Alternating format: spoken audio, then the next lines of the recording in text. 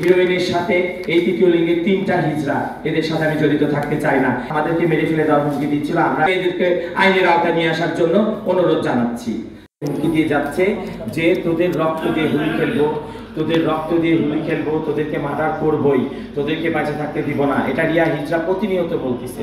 আমরা বাঁচতে চাই, আমাদেরকে বাঁচতে দিন, এদেরকে আইনের আওতায় নিয়ে আসেন, এদেরকে পুলিশের আওতায় নিয়ে এসে আমাদেরকে বাঁচার জন্য একটা ব্যবস্থা করে দেন। আপনাদের কাছে আমাদের এই আকুল অনুরোধ।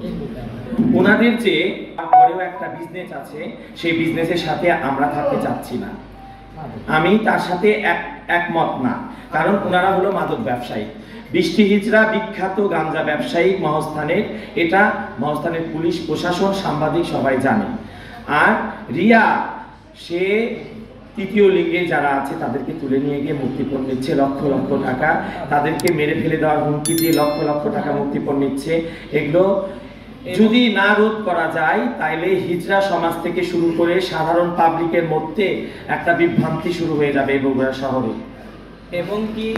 এবং কি সাধারণ ছেলেপেলেদের প্রলোভন দেখায়, অনেক ওর কাছে অনেক সুন্দর সুন্দর হিজড়া আছে মেয়েদের মতো দেখতে, ওদেরকে আপনারা বুঝতেই পারেন, এদেরকে সাধারণ ছেলেপেলে ইয়াং ছেলেপেলে আছে, ওদেরকে গাঁজা নেশা বা অন্য অবৈধ কাজে লিপ্ত করার কথা বলে রিয়া নিয়ে যায়, সাধারণ পাবলিকেও ব্ল্যাকমেল করে লাখ লাখ টাকা নেয়। সেগুলো আমাদের উপর চাপ আসে, কিন্তু যারা নির্যাতিত হয় তারা তো মান সম্মানের ভয় কিছু বলতে পারে না, কিন্তু পরে আমাদের উপর চাপটা আসে। হ্যাঁ, অনেক রকমের ভিডিও করে, অবৈধ মানে অনেক নোংরা ভিডিও করে, মানে কিন্তু সাধারণ পাবলিক আর বলতে পারে না। আমরা সেরকম মিডিয়ার সামনে বলতেছি, ওনারা বলতে পারে না, মানুষের মান সম্মানের ভয়ে তারা টাকা দিয়ে যায়। রিয়া আসলে একটা হিজড়া রূপে ভয়ানক সন্ত্রাসও। আর বৃষ্টি মহাস্থানের বৃষ্টি, ও তো গাঁজা ব্যবসায়ী কি, এবং কি মহাস্থানের যত চুরি ছিনতাই, যারা টুরিস্টদের ফিটিং দেয় বা যারা মোবাইল ছিনতাই করে বা সিপাই সাপাই গেলে যাদের মানি ব্যাগ ছিনতাই করে, সব নিয়ন্ত্রণ করে বৃষ্টি। পুরো মহাস্থান নিয়ন্ত্রণ করে এই বৃষ্টি। আর বৃষ্টিরা আমাদের বলতেছে যে তোরা আমার গুরু খাজা হিজড়ার কথা না শুনলে তোদেরকে বগুড়ায় রাখতে দিব না। আমরা এগুলার বাধা দেওয়াতে আমাদের উপর অ্যাটাক হয়েছে। দেশীয় অস্ত্র যা যা থাকে সবগুলো নিয়ে আমাদের অ্যাটাক করতে আসছিল, কিন্তু ওখানে পুলিশের ওই যে মাদক নিয়ন্ত্রণ চেকপোস্টে ধরা পড়ছে আর কি। ওনারা ধরা পড়ার পর ওনারা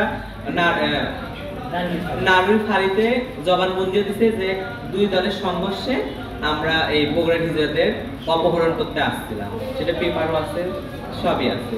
আমার গুরুমার বাসা হলো হাট্টিপট্টিতে, কিন্তু ওই হাট্টিপট্টিতে মাদকের গডফাদারি এই তৃতীয় লিঙ্গের হিজড়া সুমি। আর ওই ওনার বাড়িতে আমরা যেখানে থাকবো, বসবো, শুবো, গুরুমার বাড়িতে তো থাকতে হয়, শুতে হয়, সেই জায়গাতে ওনার মাদকের ব্যবসা, জুয়া খেলা।